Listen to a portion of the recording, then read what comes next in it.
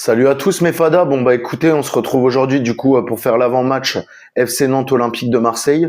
Je me permets de faire l'avant-match avant la conférence de presse qui est cet après-midi parce que honnêtement pour les 3 derniers matchs à part entendre leur baratin là, sérieux, c'est pas intéressant quoi. De toute façon ils vont nous répéter encore les mêmes choses en boucle, donc c'est pas la peine. Voilà, donc je me permets de faire l'avant-match, surtout que je tiens à vous préciser que vu que je ne serai pas là ce week-end, je ferai le débrief à chaud, mais ça sera pas dans mon décor. Donc voilà, juste j'en profite du coup pour l'avant-match. Donc du coup, bon, c'est compliqué quand même ce qui se passe dans le vestiaire actuellement. L'embrouille entre Bey et Abdelli, l'embrouille entre Greenwood et Bey, les sorties médiatiques de Medina, d'ailleurs qui a tout à fait raison, qui dit les mêmes choses que Rabiot, comme quoi il y en a qui manquent de couilles, qui n'ont pas envie de se qualifier en Ligue des Champions, c'est tout à fait vrai, même si du coup, comme je répète, je suis quand même d'accord avec mon collectif supporter of Marseille.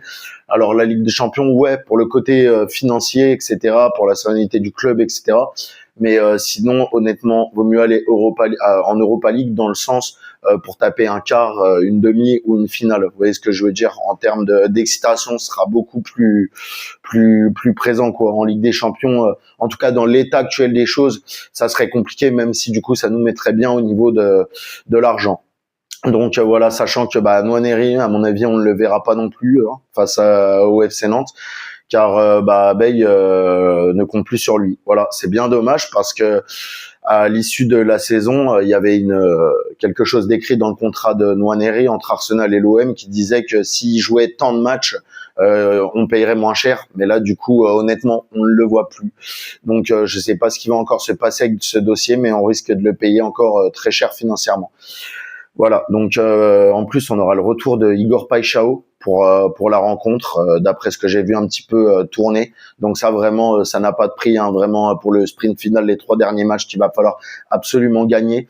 D'ailleurs, je tiens à dire que la 3e place, elle est encore possible mathématiquement. Voilà, après, c'est pas pour enflammer ou quoi que ce soit, mais en tout cas mathématiquement c'est encore possible. Donc à mon avis, ça va jouer au goal average, tout simplement. Donc faut essayer d'empiler le plus de buts possible, même si ça va être très compliqué, mes fadas, on va pas se mentir.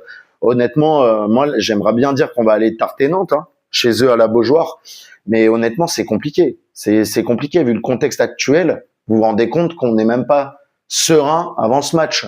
C'est quand même problématique. Voilà, alors qu'on sait qu'il nous faut les 3 points. D'ailleurs, ce sera marqué dans la description, mais là, vraiment pas le droit à l'erreur. Là, vraiment pas le droit à l'erreur. Il reste 3 matchs. FC Nantes, Le Havre et Rennes chez nous à domicile. Donc c'est 3 finales et il faut les gagner. Moi je pense qu'honnêtement si on gagne à Nantes, tout peut se jouer lors de la dernière journée au stade Vélodrome, un peu comme l'année contre Strasbourg où on arrache la qualification en Ligue des Champions à la dernière journée. Voilà, moi en tout cas c'est ce que j'aimerais évidemment, mes fadas. Voilà, donc je vais faire ma petite composition d'équipe du coup comme moi je l'entends, vu que du coup je ne verrai pas la conférence de presse de tout à l'heure.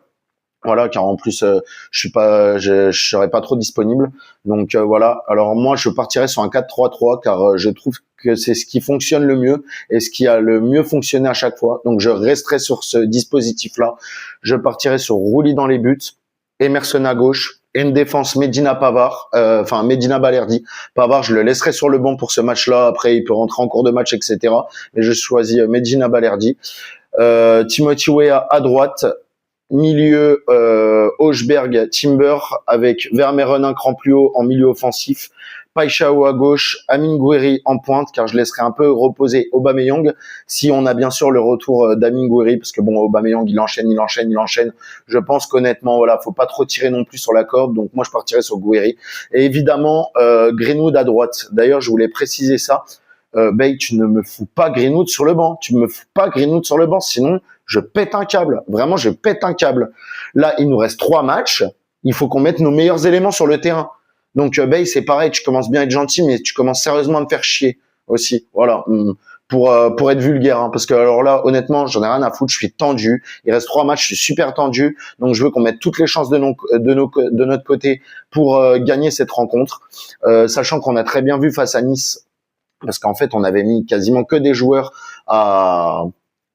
défensifs, quoi, à vocation défensive, à part Aubameyang qu'on avait laissé droit devant tout seul. Mais bon, Aubame, il peut pas non plus tout faire, repli défensif, milieu, machin, il peut pas tout faire. Voilà, donc c'est compliqué.